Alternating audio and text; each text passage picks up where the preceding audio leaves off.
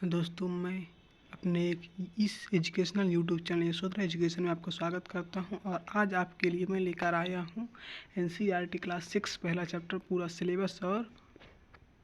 पूरा syllabus complete syllabus और solution पहले चैप्टर का। जो चैप्टर का पहला नाम है वह है भोजन। यह कहाँ से आता है? आखिर भोजन होता क्या, पहले इसको हम समझते हैं। सभी कच्ची सामग्री जैसे फल और सब्जी, गेहूँ, दाल, चावल जैसे अनाज हमें पादपों से प्राप्त होते हैं।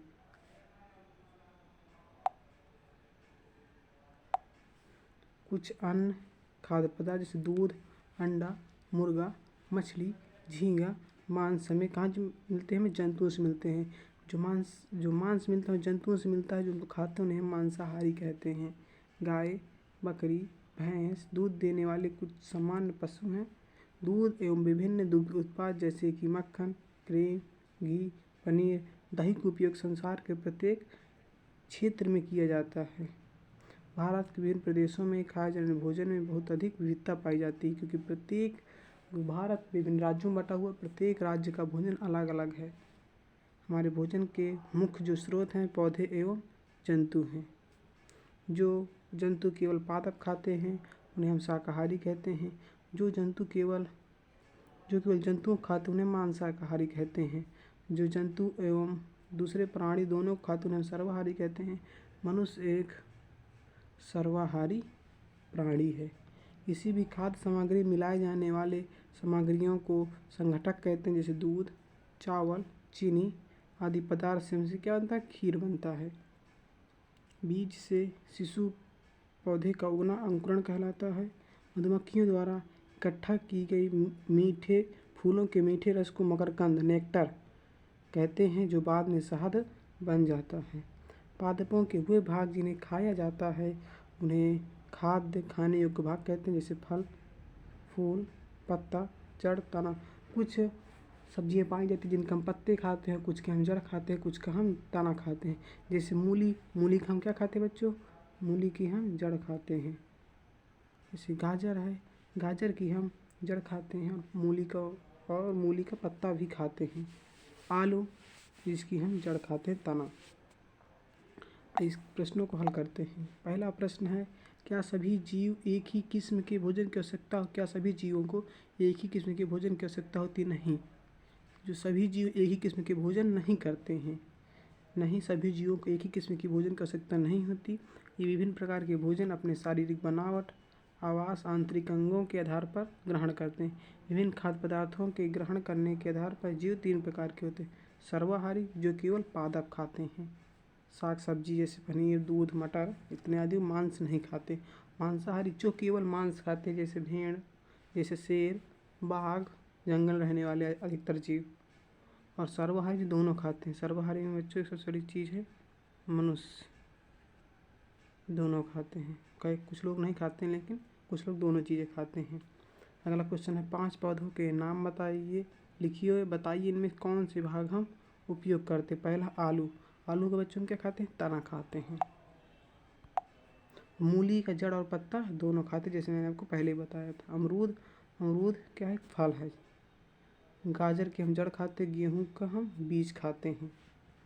और कॉलम, अगला प्रश्न है, कॉलम 1 में दिए गए खाद्य पदार्थ का मिलान कॉलम 2 से कीजिए। दूध, दही, पनीर, घी पहला। दूसरा पालक, फूल गोभी, गाजर, शेर एवं बाघ शाकाहारी। दूसरी ओर लिखा हुआ दूसरे जंतुओं खाते हैं। पादप एवं पादप उत्पाद खाते हैं। सब्जियां हैं, सभी जंतु उत्पाद हैं। दूध, दही, पनीर, घी क्या है बच्चों? ये सभी क्या हैं? जंतु उत्पाद हैं। पहले का कौन सा जाएगा? चौथा नंबर। और पालक, फूल गोभी, गाजर ये क्या हैं? सभी सब्जियां हैं। साइड में लिखे दे रहा हूँ, आप फिर बाद में नोट्स में उतार लीजिएगा। शेर एवं बाघ एक दूसरे को खाते हैं। शाकाहारी पादप एवं पादप उत्पाद खाते हैं। इस टाइप का मिलान ये कंप्लीट हो जाता है।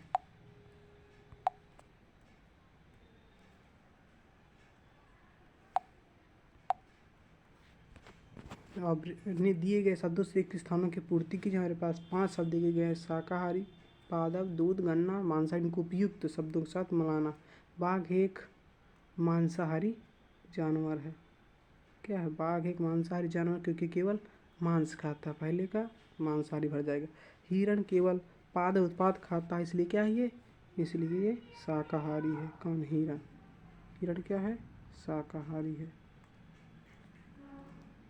तोता केवल, इसको छोड़ के हम चौथा करते हैं।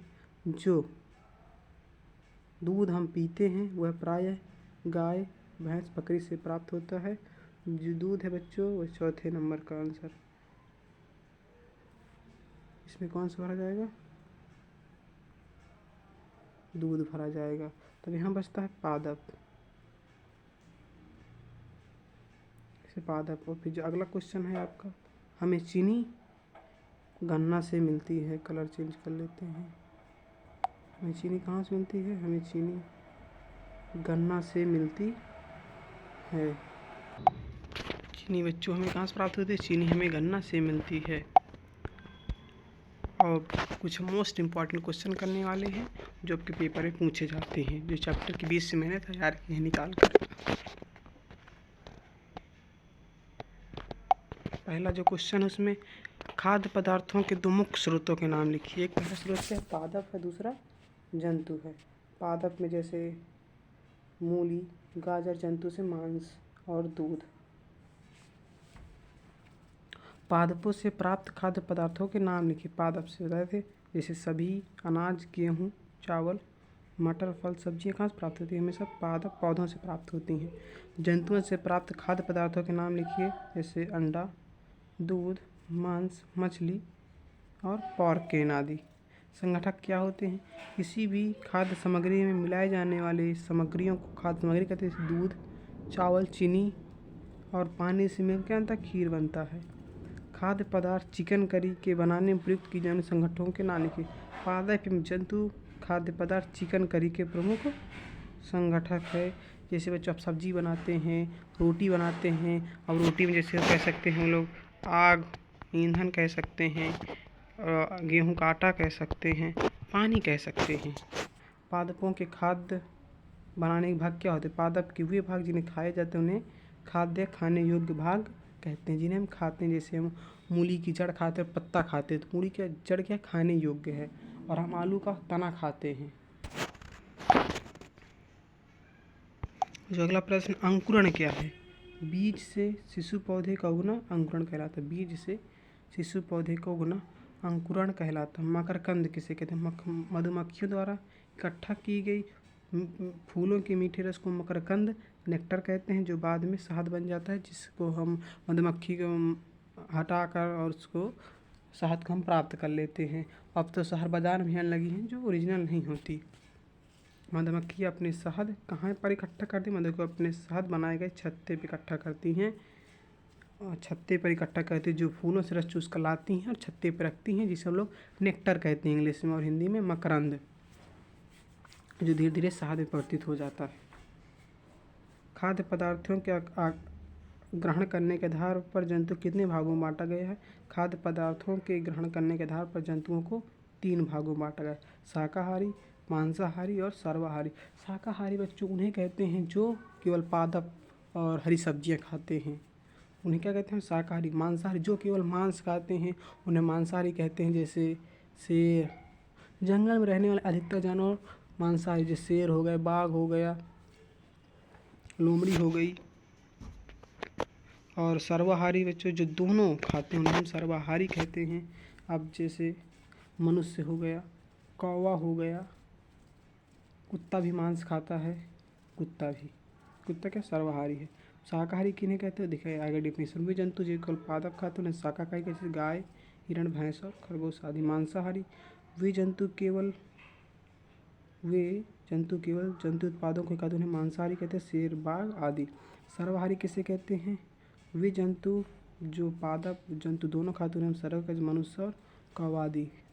दोस्तों आपसे यहाँ से कंप्लीट होता है, और अगले चैप्टर का मैं जस्ट सॉल्यूशन लेकर आपके बाद आने वाला हूँ। यदि आपको ये अच्छा लगा हो तो लाइक करें, सब्सक्राइब करें और अपने मित्रों तक शेयर ज़रूर करें।